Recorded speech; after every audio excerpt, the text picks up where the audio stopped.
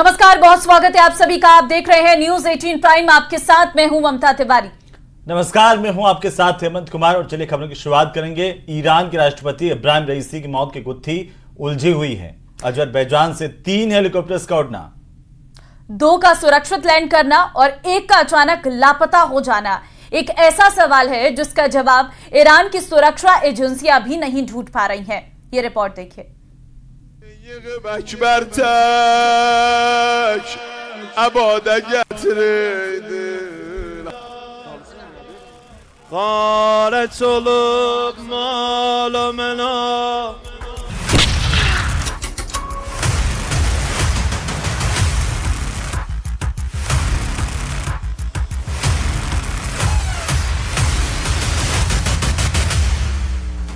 Iran के राष्ट्रपति इब्राहिम रईसी का हेलीकॉप्टर क्रैश साजिश थी या हादसा, ये एक बड़ा सवाल बना हुआ है।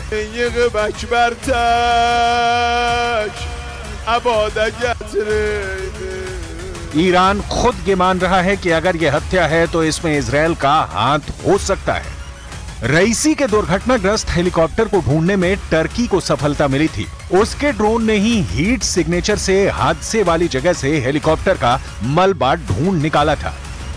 टर्की ने ही खुलासा किया कि हेलीकॉप्टर का इमरजेंसी सिग्नलिंग सिस्टम काम नहीं कर रहा था। जिस हेलीकॉप्टर में ईरान के राष्ट्रपति सफर कर रहे थे, उसका इमरजेंसी सिग्नलिंग सिस्टम क्या अचानक बंद हुआ या पहले से ही कोई साजिश रची गई थी?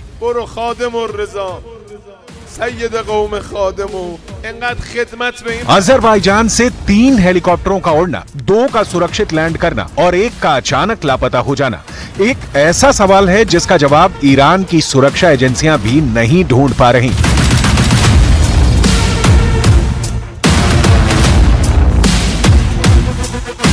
डिफेंस एक्सपर्ट का कहना है कि वीवीआईपी मूवमेंट को टॉप सीक्रेट रखा जाता है, लेकिन डैम उद्घाटन के बारे में सबको पहले से पता था।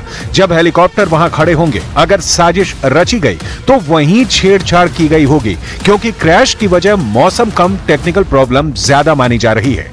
तो क्या ये इंटरनेशनल साजिश थी या ईरान के अंदर ही रईसी का दुश्मन मौजूद है? दरअसल ईरान की राजनीति इस समय एक अलग ही दौर से गुजर रही है। ईरान के सुप्रीम लीडर खामनेई का बेटा रईसी का सबसे बड़ा प्रतिद्वंदी माना जा रहा था। ऐसे में सवाल ये भी उठ रहा है कि क्या खामनेई के बेटे की उम्मीदवारी रईसी की जान पर भारी पड़ गई? रक्षा विशेषज्ञों की ओर से यह तर्क भी दिया जा रहा है कि रईसी की मौत के बाद अब खामनेई का बेटा मोस्तबा राष्ट्रपति पद के अकेले उम्मीदवार है। रईसी इकलौते ऐसे नेता थे जिन्होंने खामनेई के बेटे को चुनौती दी है। दूसरी तरफ ईरान की लीडरशिप का सीधा मुकाबला इजरायल और अमेरिका से भी हो रहा है। दोनों कैंप एक दूसरे को एक आंख भी नहीं पसंद करते। एक तरफ बाइडन, नेतन्याहू और उनके नाटो की मंडली है,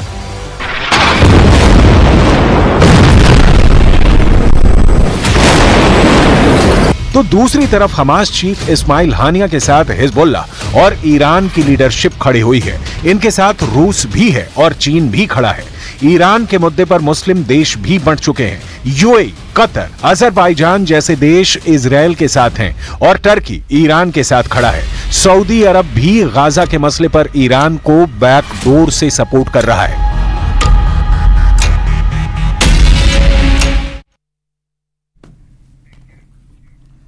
और चलिए इस बीच एक बड़ी खबर आपको देते हैं। गुजरात से गिरफ्तार आईएस आतंकियों को लेकर एक बड़ी खबर आ रही है कि आतंकियों की गिरफ्तारी के बाद बड़ा खुलासा हुआ है। इस वक्त की सबसे बड़ी खबर, 4 आतंकी गिरफ्तार किए गए। 4 में से 2 आतंकी पहले भी 8 बार भारत आ चुके हैं। ये बड़ा खुलासा हुआ है। सोने की तस्करी में शामिल आतंकी मोहम्मद फारिस ने ड्रग्स का कारोबार करने का भी खुलासा किया है। आतंकी मोहम्मद राशिदीन के खिलाफ श्रीलंका में 5 मामले दर्ज हैं। तो गिरफ्तार 4 आतंकियों ने पर्दाफाश किया है। 2 आतंकी 8 बार भारत आ चुके हैं और इनके निशाने पर कई बड़े नेता थे और ये भारत में किसी बड़े हमले को अंजाम देने वाले थे। बड़ी साजिश रची गई थी। फिलहाल इन सभी को गिरफ्तार कर लिया गया है। अब इनसे लगातार पूछताछ हो रही है और पूछताछ में ये तमाम बड़े खुलासे कर रही हैं, जिसमें इनकी तरफ से बताया गया है कि इनके जो इरादे थे वो किसी बड़े हमले को अंजाम देने के थे।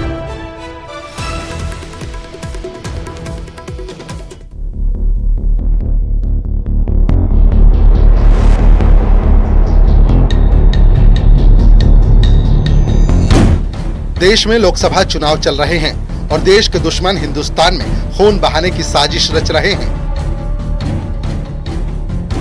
इसी बीच Gujarat anti terrorism squad ATS को बड़ी कामयाबी मिली है। अहमदाबाद एयरपोर्ट से ISIS के इन 4 आतंकियों को गिरफ्तार किया गया है। चारों की पहचान मोहम्मद नुसरत, मोहम्मद गुफरान, मोहम्मद फारिस और मोहम्मद नसदीन के तौर पर हुई है। ये चारों श्रीलंका के नागरिक बताए जा रहे हैं जो ISIS के सक्रिय सदस्य हैं। आतंकी गतिविधि को अंजाम देने के लिए ये भारत की धरती पर पहुंचे, लेकिन इससे पहले कि ये अपनी साजिश में कामयाब हो पाते, गुजरात ATS ने इन्हें धर दबोचा।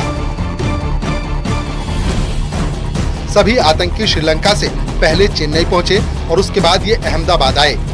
ये बात भी सामने आ रही है कि इन आतंकियों का हैंडलर पाकिस्तान में बैठा है। कहा जा रहा है कि ये सभी आतंकी हमले को अंजाम देने के लिए अपने हैंडलर का अगले आदेश का इंतजार कर रहे थे, जहां से इनको हथियार भी मिलने वाले थे, लेकिन इनकी साजिश मिट्टी में मिल गई।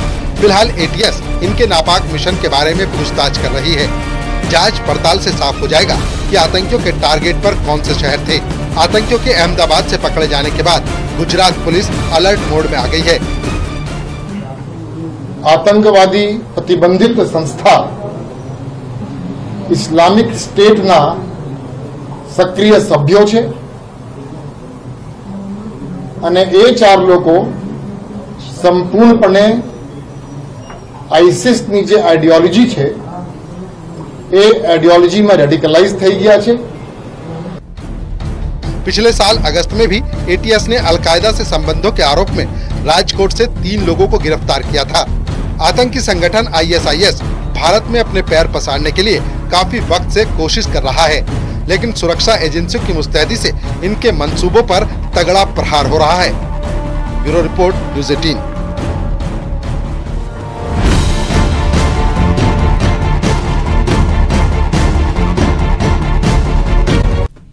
तो वहीं भजनलाल सरकार आम जनता की समस्याओं के समाधान की दिशा में अब बीजेपी कार्यालय में जनसुनवाई शुरू करेगी।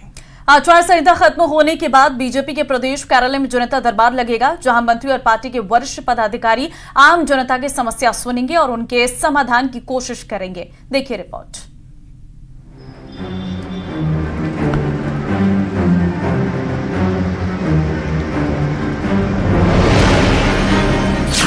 जनता दरबार लगाएगी भजनलाल सरकार। बीजेपी कार्यालय में रोजाना जनसुनवाई होगी। मंत्री पदाधिकारी करेंगे जनसुनवाई। जनता की समस्याओं का होगा निपटारा।